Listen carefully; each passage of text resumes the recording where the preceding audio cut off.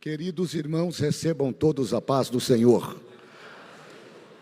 Alegria em poder estar com os irmãos nesta noite, neste culto festivo, culto com a família, onde Deus seguramente tem falado aos nossos corações. Aproveitando o ensejo que os irmãos estão em pés, eu quero convidá-los para uma leitura bíblica no Evangelho segundo escreveu Mateus, no capítulo de número 14.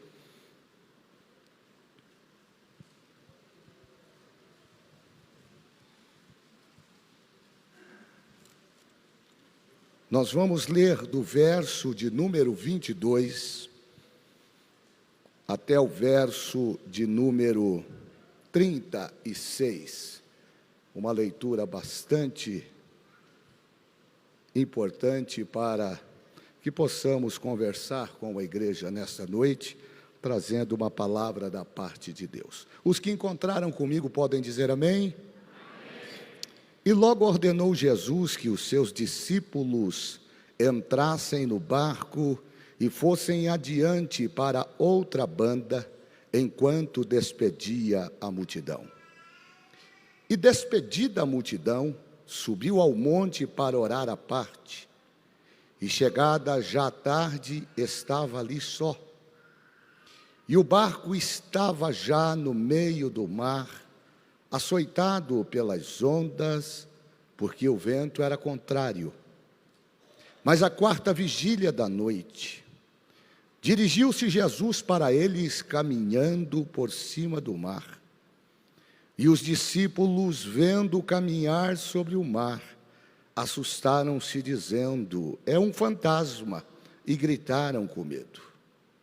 Jesus, porém, lhes falou logo, dizendo: tende bom ânimo, sou eu, não temais. E respondeu-lhe Pedro e disse: Senhor, se és tu, manda-me ter contigo por cima das águas. E ele disse: vem. E Pedro, descendo do barco, andou sobre as águas para ir ter com Jesus. Mas sentindo o vento forte, teve medo.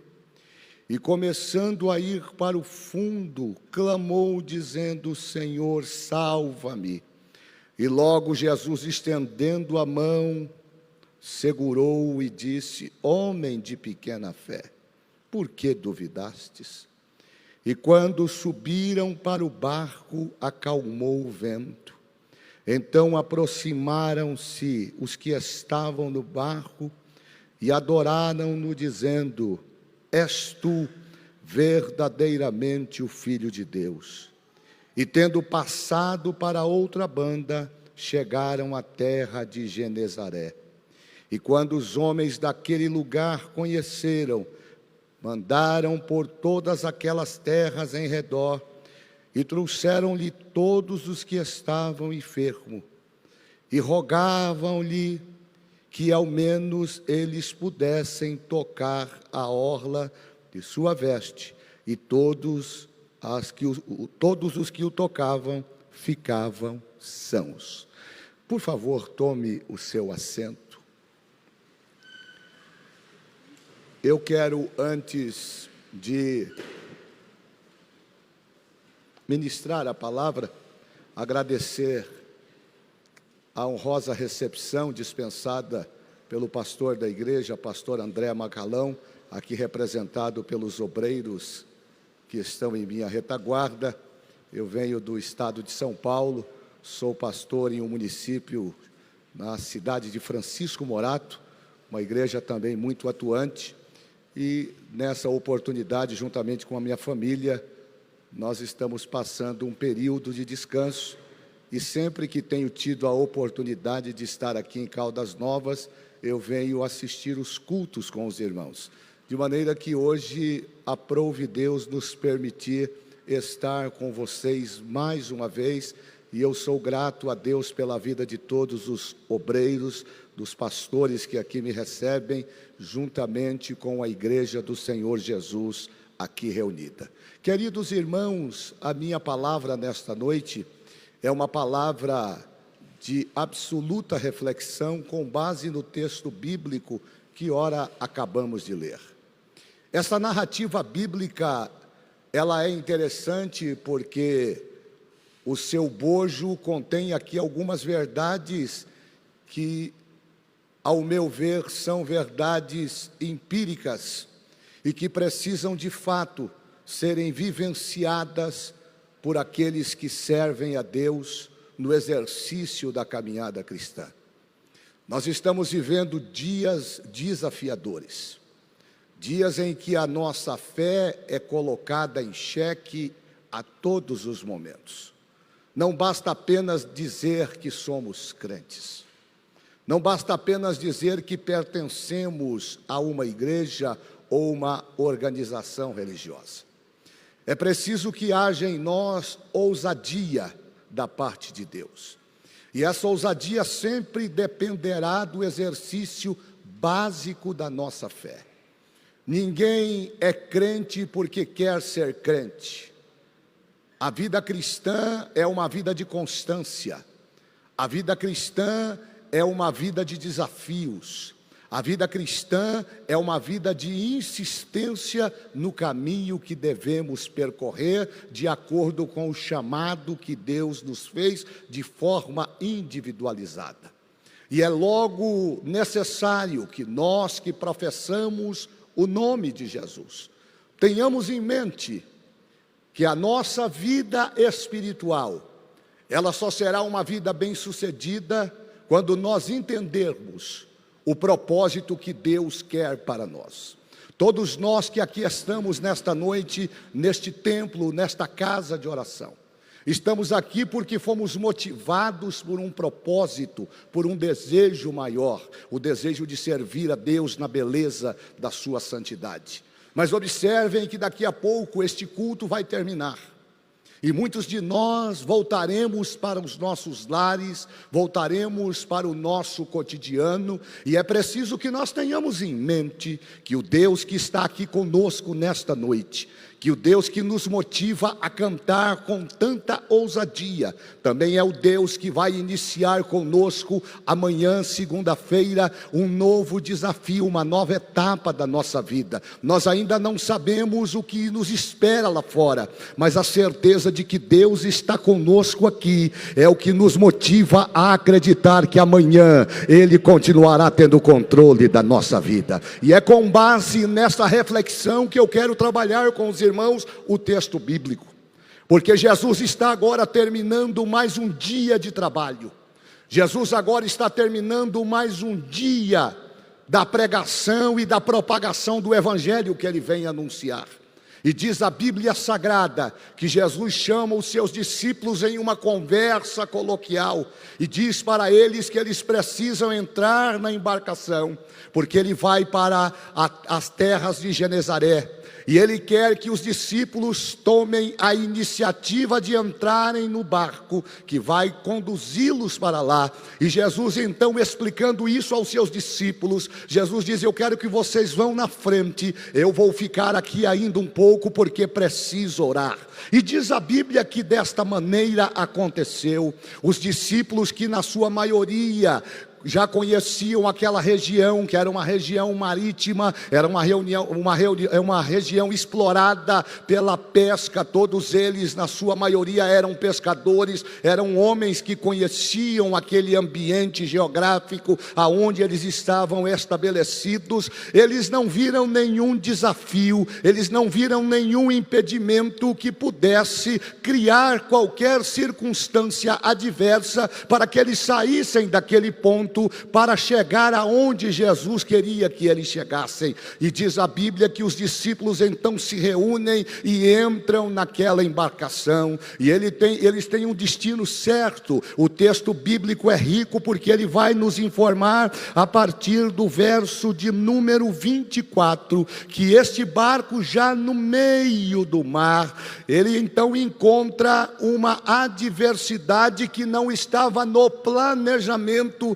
dos discípulos de Jesus. E isso me chama a atenção no texto, porque embora eles conhecessem aquela região, embora eles conhecessem muito de pescaria, embora eles conhecessem sobre o comportamento do tempo, eles não foram capazes de prever que eles estavam para enfrentar uma tempestade. Mas o verso 24 vai dizer que quando o barco já estava no meio do mar, açoitado pelas ondas, percebam que tem uma vírgula, e o texto vai dizer, porque o vento era contrário, eles então se deparam com uma situação com a qual eles, embora conhecessem, não sabiam como lidar com ela. E é muito interessante porque o texto é rico ao anunciar que além dos ventos, além da tempestade, o vento era contrário, ou seja, o vento estava indo na contramão de direção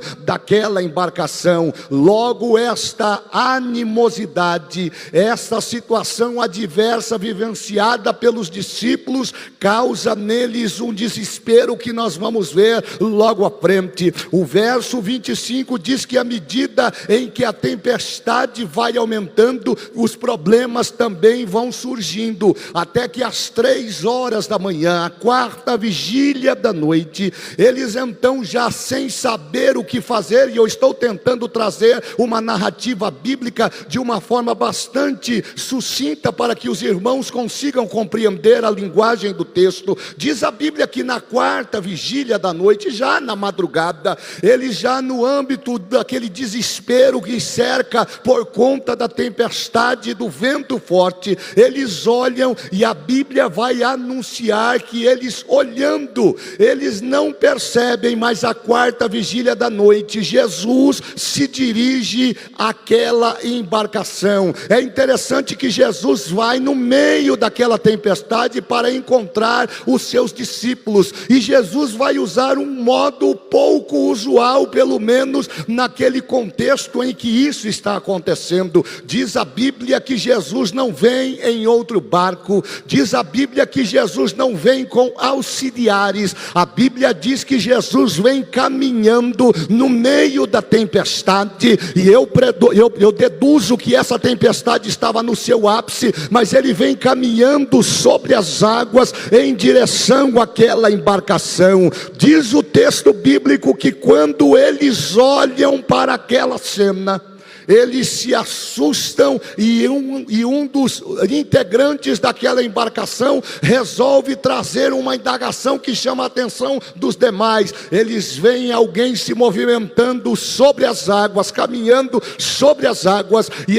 alguém então grita: é um fantasma. E aí eu parei para pensar nesta declaração, nessa expressão de medo porfiada ou declarada por este integrante da embarcação, porque ele de fato, ele está agora vivenciando um momento de muita insegurança. O vento era forte e era contrário. De repente eles olham e começam a ver alguém que caminha em direção àquela embarcação sem auxílio nenhum, somente com os seus pés sobre as águas. E eu parei, me detive nesta declaração. Eles olham assustados e alguém diz: é um fantasma. Alguém grita: é um fantasma. Gente, fantasma não existe, todos nós sabemos disso. Seguramente este comportamento dirigido por um dos discípulos naquela embarcação talvez seja efeito da própria cultura grego-romana que se instalava naquela ocasião. Os pescadores, por exemplo, acreditavam naquelas questões de presságio, eles acreditavam nas questões de lenda que eram muito difundidas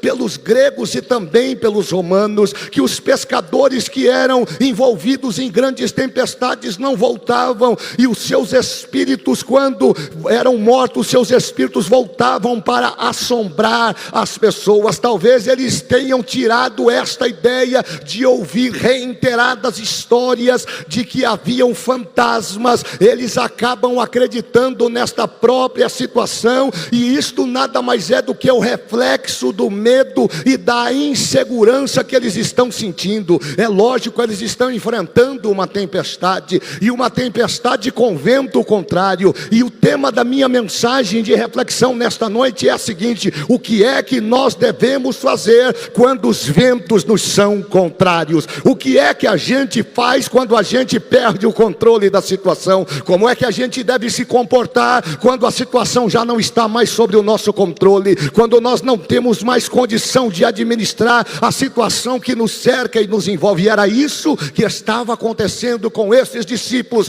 Eles então agora, olhando para aquela cena e vendo alguém caminhando em direção ao barco sobre as ondas do mar, sobre o mar revolto, eles não têm outra dedução lógica senão exclamar: é um fantasma, é um fantasma. Mas todos nós sabemos que fantasma não existe. Aliás, fantasma é uma ação negativa, ilusória, é uma reação ilusória daquilo que não existe. Não existe fantasma, mas o medo é capaz de nos fazer ver aquilo que não existe. O medo é capaz de tirar a nossa segurança. O medo é capaz de nos fazer voltar para trás. O medo é capaz de nos levar a um estágio de fracasso, de derrota, e nos levar a um estágio de absoluta miséria espiritual. E quando tudo parece que vai terminar em tragédia, o texto é rico, porque no verso de número 27, Jesus se apercebe do que está acontecendo, e Jesus percebe o alvoroço, e ele então diz assim: Jesus, porém, lhes falou logo dizendo: tende bom ânimo, não temais. Ou seja, vocês não estão sozinhos. Tenham ânimo, tenham coragem, enfrentem esta situação. Sou eu, não tenham medo. Eu estou chegando, eu estou chegando, eu estou chegando para dar vitória. Eu estou chegando para tomar controle da situação. E aqui eu aprendo uma lição. Aqui eu aprendo uma lição. Quando o vento for contrário, a primeira coisa que nós precisamos aprender na nossa vida cristã é o exercício de não temer. O medo talvez venha sendo um dos maiores desafios que cercam a humanidade. E lamentavelmente, muitos cristãos têm se deixado sucumbir por este sentimento negativo chamado medo. Porque dizer que Deus é bom quando nós temos o controle da situação é maravilhoso. Dizer que Deus é bom quando eu tenho a palavra é muito bom. Mas dizer que Deus é bom quando as coisas não cooperam, quando os meus planos não se concretizam, quando eu não sou mais capaz de alcançar os propósitos que eu idealizei, quando as coisas fogem ao meu controle e começam a dar errado, aí sim, eu preciso, no exercício da minha fé, entender que mesmo que as coisas não aconteçam como eu planejei, Ele ainda continua no controle. Isaías, no capítulo 41, verso 10, nós temos uma mensagem forte: não temas, porque eu sou contigo. Não te assombres, porque eu sou o teu Deus. Eu te esforço e te ajudo e te sustento com a destra da minha justiça. Isso aqui não é decoreba de pregador, é exercício de fé. Êxodo capítulo 14, verso 13, Moisés se dirige ao povo e diz: não tenham medo, estais quietos e vede o livramento do Senhor que hoje vos fará. Os egípcios que hoje vistes, nunca mais os vereis para sempre. O Senhor pelejará por vós e vos calarei. É isso que o exercício de fé é capaz de nos fazer compreender. Mas os discípulos não se aperceberam disso. E aqui existe uma lição espiritual profunda. Os discípulos ainda não estavam habituados com o exercício da chamada que acabaram de receber. Eles pensaram, e eu quero crer assim, que aquela seria mais uma tarefa, Aquela seria mais uma missão designada pelo mestre, que por meio da capacidade que eles tinham no exercício daquela atividade de controlar aquela embarcação para chegar até o outro lado, nada seria capaz de impedi-los. Mas a verdade é que Jesus, ao deixá-los ir sozinhos dentro daquela embarcação, Jesus estava preparando o caráter espiritual daqueles discípulos. Jesus tinha em mente não fazer seguidores que somente o seguissem por aquilo que ele estava falando ou oferecendo. Jesus queria mais daqueles homens. Jesus queria torná-los em discípulos, e o discípulo, ele só pode ser reconhecido verdadeiramente um discípulo quando ele for capaz de absorver todos os ensinamentos designados pelo seu mestre maior. O discípulo é aquele que tem e vive experiências com o seu mestre a ponto de acreditar que nada será capaz de tirar o seu foco daquilo que ele está destinado a aprender. Jesus estava dizendo para eles, em outras palavras: não tenham medo, tenham ânimo, eu estou aqui com vocês, eu não vou deixar vocês sozinhos, eu não vou deixar vocês confundidos. Então a primeira lição desta noite no texto, que está muito claro, é esta: se você acredita que Deus está com você, não tenha medo da circunstância que te cerca, não tenha medo do não tenha medo da adversidade, não tenha medo do temporal, não tenha medo da tempestade, não tenha medo do tsunami, porque Deus está contigo e vai te dar vitória para a glória do nome de Jesus. Eu gosto de Paulo. O apóstolo Paulo, apóstolo dos gentios, ele diz no capítulo 8 de Romanos, e eu vou parafrasear o texto, o verso 18, ele diz assim: as tribulações, tenho por certo que as tribulações, vamos melhorar isso? Tenho por certo que as tribulações, as tempestades, os tsunamis, as frustrações, os nãos, as derrotas, as enfermidades, não são para serem comparadas com a glória que nos há de ser revelada naquele dia. Eu não sei, mas eu sinto de Deus autoridade para pedir a você que exercite a sua fé e olhe para esse irmão que está ao seu lado, e se você puder, seja a boca de Deus agora e diga para ele: não tenha medo, Deus continua no controle, Deus continua no controle, Deus continua no controle, e Ele é poderoso para fazer muito mais daquilo que você está pedindo e daquilo que você está pensando, segundo o poder que em você ele opera. Derebácia, calamandorebás. O que fazer quando os ventos são contrários? Não tenha medo. Mas é só isso, pastor? Não. Jesus agora toma controle e pé da situação. E diz a Bíblia que à medida em que Jesus se apresenta para os discípulos, está no texto, Pedro ainda não está conectado a esta realidade. Pedro olha para aquela cena daquele homem caminhando sobre o mar, e ele não está convencido ainda. Não bastou a palavra de Jesus.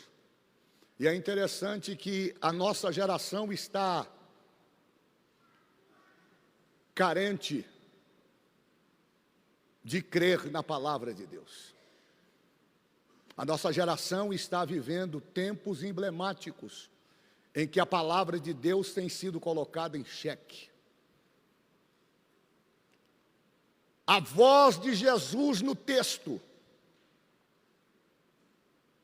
a declaração de Jesus no texto, a exclamação de Jesus no texto, não foi suficiente para gerar no coração de Pedro a segurança de que ele era Jesus. Está no texto. O verso 28, Pedro então diz assim: Senhor,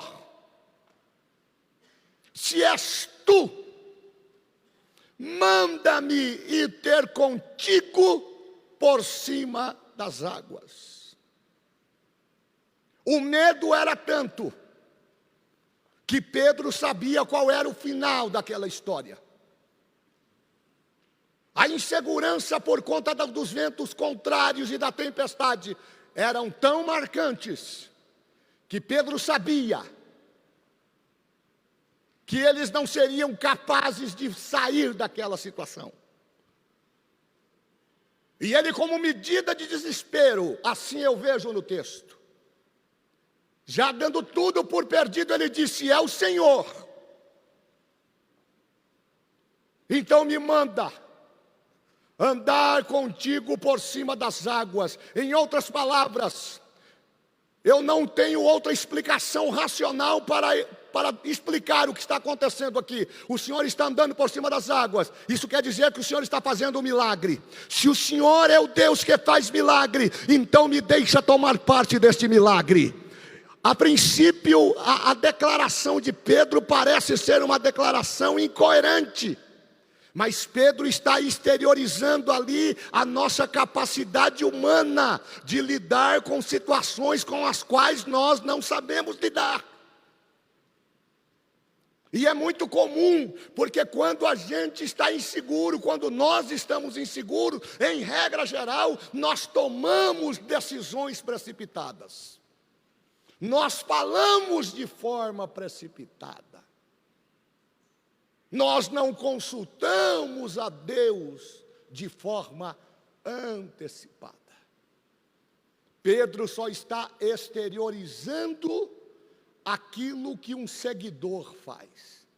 Um seguidor não tem intimidade. Um espectador não tem perspectiva. Quem segue Jesus não vive experiências com Ele.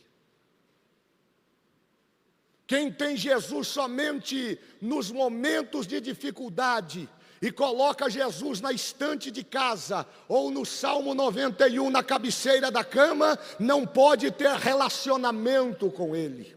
Jesus está trabalhando o caráter daquele discípulo. Jesus está trabalhando o comportamento de Pedro no que tange as coisas espirituais, porque tem coisa que o meu e o seu dinheiro vai resolver, tem coisa que a minha e a sua intelectualidade vai resolver, tem coisa que o meu e o seu diploma vai resolver, mas tem coisa que só Deus pode resolver, tem milagre que só Deus pode fazer, tem porta que só Deus pode abrir. E Deus me trouxe aqui nessa noite, lá do estado de São Paulo, para dizer a algumas pessoas aqui: não tenha medo, coloque o teu coração em Deus e Ele vai realizar o milagre e o desejo do seu coração.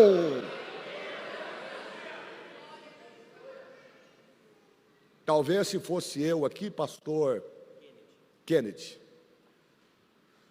eu ia dar uma chinelada santa no Pedro, se fosse um dos meus obreiros. Você está comigo já há tanto tempo e você está perguntando se sou eu? Mas Jesus não repele, Jesus não despreza, Jesus diz: vem. E a Bíblia diz que Pedro era ousado mesmo, ele não teve dúvida, ele saltou do barco. Tenta conjecturar isso comigo, no meio de uma tempestade, conversando com alguém que está sobre as águas do mar, e de repente o Pedro salta do barco em direção a Jesus, e o texto diz de forma clara, verso 29, e Pedro, descendo do barco, andou sobre as águas para ir ter com Jesus. Pedro teve uma experiência única. Pedro teve uma experiência que marcou a sua vida. Ah, pastor, mas ele afundou depois. Isso é depois. Eu quero me deter agora. a ação de Pedro, a atitude de Pedro e a reação de Jesus com relação à ação de Pedro. A ousadia de Pedro em questionar a pessoa de Jesus lhe deu a oportunidade de vivenciar o maior milagre que ele poderia experimentar na sua vida: andar sobre as águas. Sabe o que é que o texto está dizendo? É que as coisas só vão acontecer quando nós pararmos de lamentar, de reclamar e de dizer que não deu certo ontem, não deu certo ontem. Não, Deus espera de nós ação, Deus espera de nós posicionamento. Deus está chamando aqui um exército de discípulos que estão sendo provados e moldados. Pense que essa luta que você está vivenciando, ela não vem para te envergonhar, ela vem para fortalecer a tua fé, ela vem para te fazer se tornar um gigante espiritual, para que através do teu milagre outros possam ser beneficiados e o nome de Jesus possa ser glorificado. Eu estou falando aqui a famílias nesta noite, que neste ano de 2024 sofrerão um grande impacto de milagre da parte de Deus. Deus vai fazer as coisas acontecerem de uma maneira extraordinária, porque este é o tempo que Deus tem escolhido para a sua vida neste lugar. Eita, que eu sinto Deus aqui nessa noite.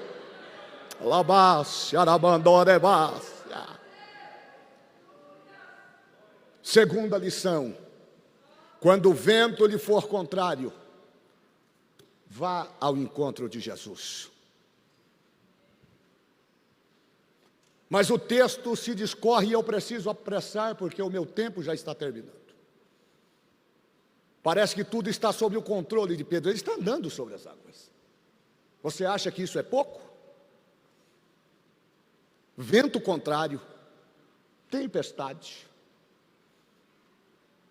os amigos desesperados na embarcação e ele andando sobre as águas. Isso aqui é exercício de fé. Deus vai te surpreender. Eu queria que você fosse boca de Deus agora. Diga aí para este irmão que está ao seu lado: você vai se surpreender com o que Deus... Pastor Kennedy, eu estou sentindo graça de Deus no altar, estou sentindo graça de Deus aqui nesta noite. Você vai se surpreender com o que Deus vai fazer na sua vida. Eu não vim aqui pedir para você levantar a mão, não. Eu vim aqui para pedir a você que acredite no extraordinário de Deus e se prepare para viver algo maravilhoso neste tempo.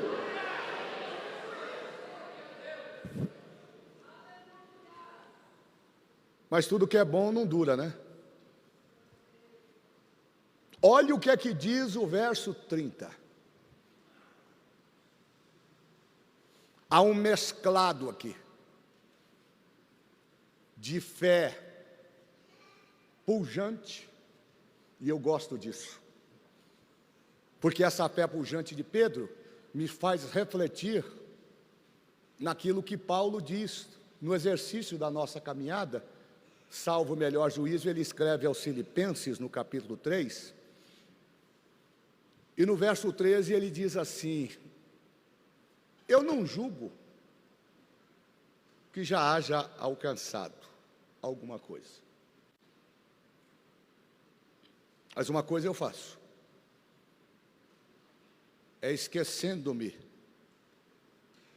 do que ficou para trás. Verso 14: prossigo para o alvo, pelo prêmio da soberana vocação de Deus em Cristo Jesus. Normalmente, quando nós nos estruturamos nas experiências do nosso passado e as deixamos em uma plataforma de visibilidade, nós não seremos capazes de vislumbrar o que nos aguarda no futuro. Então, uma coisa eu digo a você: se esqueça do que não deu certo lá atrás. e olhe para aquilo que está na sua frente, ainda que esteja em abstrato, acredite que a promessa de Deus está de pé e que você não vai ser envergonhado. O verso 30 diz que ele, sentindo o vento forte, olha lá, o que ele teve? Ele teve medo. Parece que o medo que ele acabou de suscitar e de enterrar, quando ele coloca os pés sobre as águas, esse medo retorna. E diz o texto que o medo retorna em decorrência da tempestade que não cessa. Aqui eu aprendo uma lição profunda no encontro com Jesus. Nem todas as coisas refletirão de forma positiva na minha caminhada de vida cristã, mesmo estando com Jesus. Isso aqui é uma prova cabal de que Deus não vai me isentar de adversidades, Deus não vai me isentar das lutas que eu tenho que passar, se elas forem um instrumento que Deus precisa usar para forjar o meu caráter, para forjar a minha vida espiritual e me tornar mais dependente dele. Mas esse mesmo Deus que permite o vento forte, esse mesmo Deus que permite a tempestade, é o Deus que vai me livrar também no meio deste vento forte e no meio dessa tempestade. O texto diz que quando ele afundou, ele disse: Senhor, eu estou afundando, me socorre. E aí a Bíblia diz que Jesus estendeu a sua mão e segurou Pedro e o levantou e o tirou da água em segurança. Se prepare para viver o extraordinário de Deus. Você pode até não entender porque não deu certo, mas fique tranquilo, porque se você cair, ele vai te levantar e você vai continuar prosseguindo para o alvo, pelo prêmio da soberana vocação de Deus em Cristo Jesus. Quantos acreditam nesta palavra podem adorar o Senhor por isto? O que fazer quando os ventos são contrários? Não tenha medo. Não tenha medo. Vá ao encontro de Jesus. A terceira lição é ainda mais forte. Porque Jesus, quando tira Pedro da água, ainda segurando Pedro pelos braços, você consegue imaginar essa cena? E tudo isso está no ambiente do mar, não é do barco, do mar. Jesus ainda está sobre o mar. O vento forte, contrário, e a tempestade ainda estão lá. Jesus tira Pedro, que estava se afogando, e Pedro não afunda, porque Jesus está segurando. Você acredita nisso? Que você não vai afundar? Que o teu negócio não vai fechar? Pastor, mas me amaldiçoaram. Pastor, mas agora nós estamos vivendo uma geração de crentes incrédulos, que graças a Deus não tem aqui, mas eu tenho visto, tenho ouvido muitas coisas que me deixam assustado e aterrorizado. Pastor, mas eu estou debaixo de maldição. Pastor, mas pegaram o meu nome, amarraram na boca do sapo e colocaram debaixo de 7 palmos de teca. Nenhuma praga chegará à tua tenda, nem mortandade, nem peste, nem escuridão, nada, nada, nada, nada, nada. Olha o que diz Davi no Salmo 23, verso 4, olha, ele está trazendo uma situação ainda em abstrato. Ele diz assim: ainda que eu andasse pelo vale da sombra da morte, eu não temeria mal algum, porque tu estás comigo, a tua vara e o teu cajado me consolam. Eu me lembrei dele agora, Salmo 118, verso 6, o Senhor está comigo, eu não temerei o que me pode fazer o homem. Eu me lembrei agora, Salmo 121, eleva os meus olhos para o monte, de onde me virá o socorro? Ele mesmo responde: o meu socorro vem do Senhor, que fez os céus e a terra. Me lembrei ainda do Salmo 125, mas os que confiam no Senhor são como os montes de Sião, que não se abalam, mas permanecem para sempre. Acredite que Deus vai fazer um milagre acontecer na sua vida. Oh glória! Elebácia!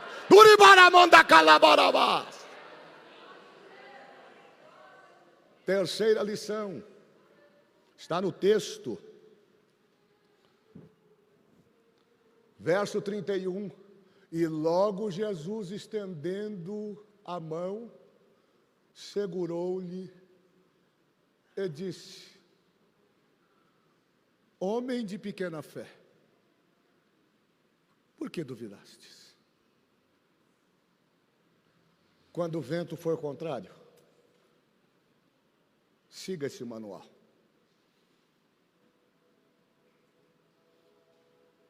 Não tenha medo.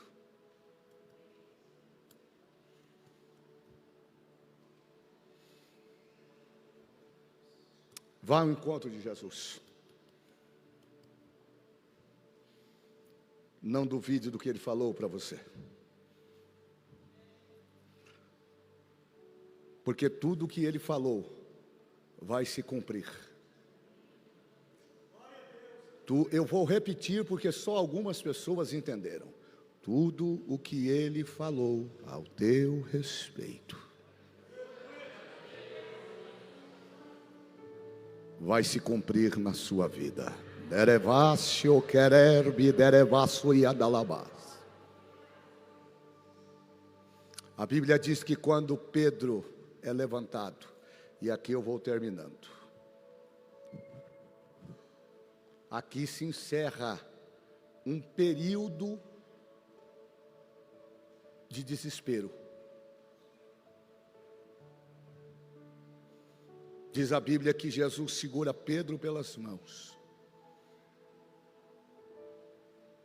E o verso 31 diz: e quando subiram para o barco, acalmou-se o vento. Vocês entenderam a circunstância para que o milagre seja gerado? Enquanto Jesus estiver do lado de fora, o vento contrário e a tempestade continuarão fortes. Mas quando Jesus entrar para dentro do barco, o vento forte e a tempestade vão acalmar. E você vai gozar de bonança. Verso 33, então aproximaram-se os que estavam no barco e adoraram-no, dizendo: verdadeiramente és o Filho de Deus. Eu queria nesta noite lembrar a você que o Deus que lhe chamou é o Deus que está cuidando da sua vida. Eu vim dizer aqui a algumas pessoas que este ano será um ano marcado por milagres da parte de Deus. Este ano será um ano em que Deus vai impactar a sua vida de uma maneira tão extraordinária, que você vai olhar para o seu redor e vai dizer: Deus, o que está acontecendo? E Deus vai dizer a você: é que você deixou de ser seguidor e se tornou um discípulo. Você está tendo experiências comigo. Não viva o superficial com Deus, viva emocionalmente, dependentemente de tudo aquilo que Deus tem para oferecer a você. Isso se chama fé. Fé. Vocês acabaram de cantar aqui, nós cantamos juntos. Quando você estiver frente ao mar e não puder atravessar, chame este homem com fé. Lembre-se que só Ele abre o mar. A minha capacidade humana abre portas. A minha condição financeira abre portas.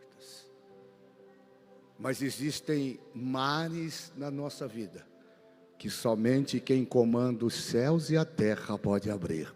E Ele está aqui nesta noite para te dar vitória e para glorificar o nome de Jesus na sua vida. Capítulo 11 de Hebreus, e aqui eu termino. O escritor aos Hebreus diz no verso 1 que sem fé é impossível agradar a Deus. Existem dois princípios espirituais contidos no verso 1 do capítulo 11. E o próprio escritor aos Hebreus nos traz esta revelação.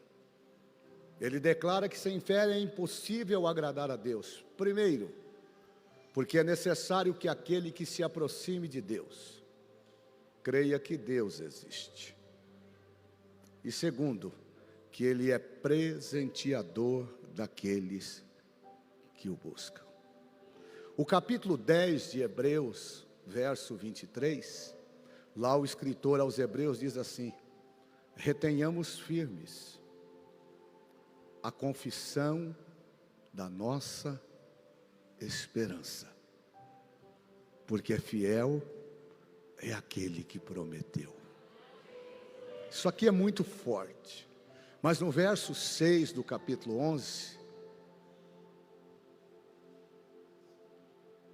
ele vai nos suscitar a pensar.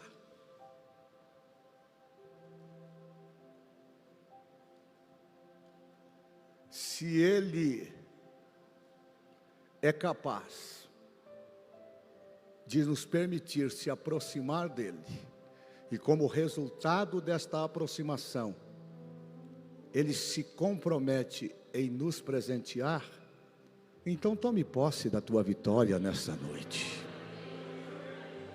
E comece o primeiro dia desta semana declarando vitória na sua vida, declarando que Deus está com você, declarando que Deus está em você, declarando que muito mais daquilo que você pediu e daquilo que você pensou, Ele vai realizar para glorificar e bendizer o nome dEle. Pastor Kennedy, o senhor me permite orar com a igreja? Eu gostaria de convidá-los respeitosamente para que nos colocássemos sobre os nossos pés. E eu gostaria de orar com você. Se de alguma forma esta palavra contribuiu para o seu elevo espiritual, eu quero convidar você para que curve sua cabeça. E como gesto de aceitação a ela, coloque a sua mão sobre o seu peito. E diga comigo: Senhor Jesus, eu acredito na tua palavra. E eu agora sei como me portar quando os ventos me forem contrários. Não me deixa ter medo, Senhor. Me faz ir ao teu encontro. Gera no meu coração fé.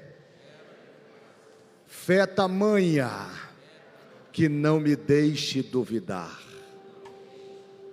E não te detenhas, e não te detenhas, e não te detenhas de entrar na minha embarcação, porque na minha embarcação a tua presença cessará a tempestade da minha vida. Senhor, meu Deus e Pai, em nome de Jesus eu quero te agradecer pela oportunidade que tive de mais uma vez ministrar a tua palavra, que a tua palavra possa penetrar no coração deste homem, desta mulher, que ela possa fazer o efeito para o qual está sendo destinada, que ela possa quebrar cadeias, que ela possa quebrar grilhões, que ela possa romper cativeiros, e que ela possa levantar aqui um exército de discípulos cheios do teu Espírito Santo, que sejam capazes de enfrentar o dia de amanhã, crendo que o Senhor está conosco,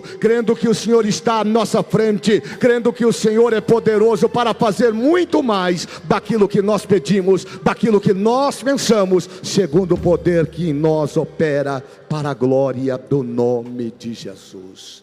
Respeitosamente, se você puder dar um abraço fraternal nesse irmão, diga para ele: não tenha medo.